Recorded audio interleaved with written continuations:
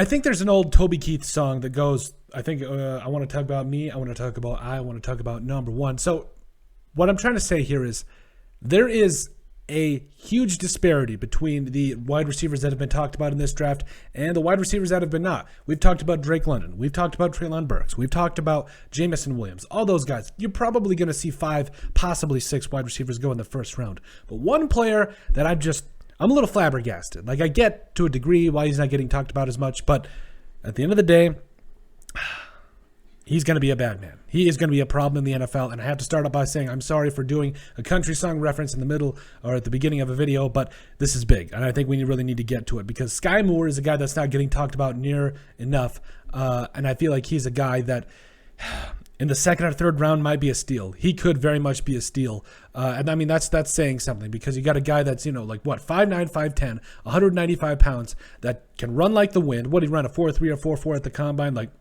I'm really excited to see what he does because I do think Skyy Moore is a guy that, we saw all these other wide receivers come in and we were kind of excited. We were, at the very least, kind of wondering what was next. But I think a guy like Skyy Moore, as he gets moving into the 2 with his respective NFL team, whoever is smart enough to draft him, a guy that ran a 4.41 at the combine, was just constantly going up for jump balls and surprisingly, and at a surprising rate, winning that. Like, you talk about a guy, usually when you think about a guy that wins jump balls, I think about a guy like Drake London. I think about a guy that's 6'5", 6'2", 6'3", can jump out of a building and can go up and get it. But Skyy Moore was actually able to go up and get some balls last year. Like, he was able to go up and catch some footballs, and I think it's really big. And if you just take a look at his college production, freshman year came in right away, was a monster. At least very contributed a lot. Was on in the future to being a monster. 51 catches, 802 yards, 3 touchdowns. Also had a rushing touchdown.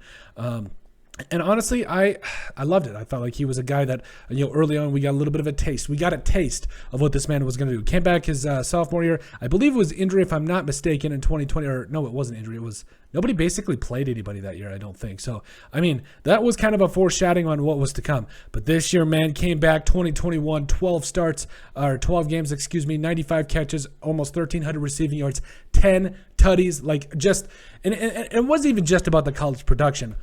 All you need to do is flip out on, and we'll link to a couple of highlight videos in our video, because all you need to do is just find just a couple of highlights on this guy to just know he's a special player. Like, a guy that I think he could be like, on the field is Antonio Brown. We talk about explosiveness, we talk about route running, we talk about all that. He's just a difference maker on every portion. Again, that's on the field. And obviously prayers for Antonio Brown moving forward. I hope he does get back on with an NFL team. I think he'll still be a hand. Now, back to the situation at hand. When you get into the second round, we're talking about wide receivers like George Pickens. Obviously, Skyy Moore's in that conversation, probably going to go in the second, but man, he's going to be a problem. Like, I don't care where he goes. I think that teams that definitely need to take a look at my Vikings. That would be nice. Also, the Packers, even the Raiders, or even some other teams that are wide receiver needy. Like, don't let. I think this is the one thing that we've taken away from years past, especially over the combine that we've seen. Don't just take the tallest, fastest guy that can run. I mean, I think Skyy Moore, yes, 4.41 isn't amazing, but at the end of the day, it's fast.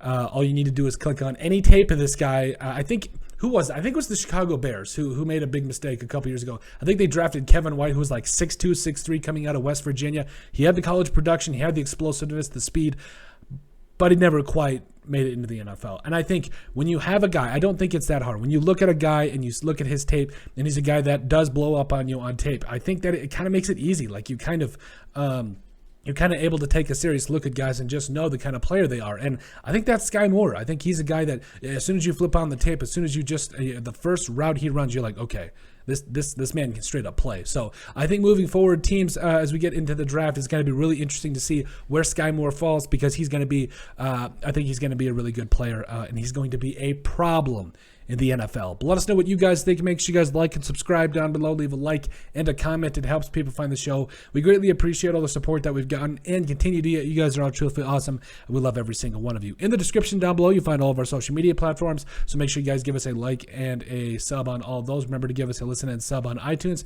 And finally, if you have anything else you'd like us to cover, send us an email at thesportsbp@yahoo.com, or you guessed it, put in the comment section down below.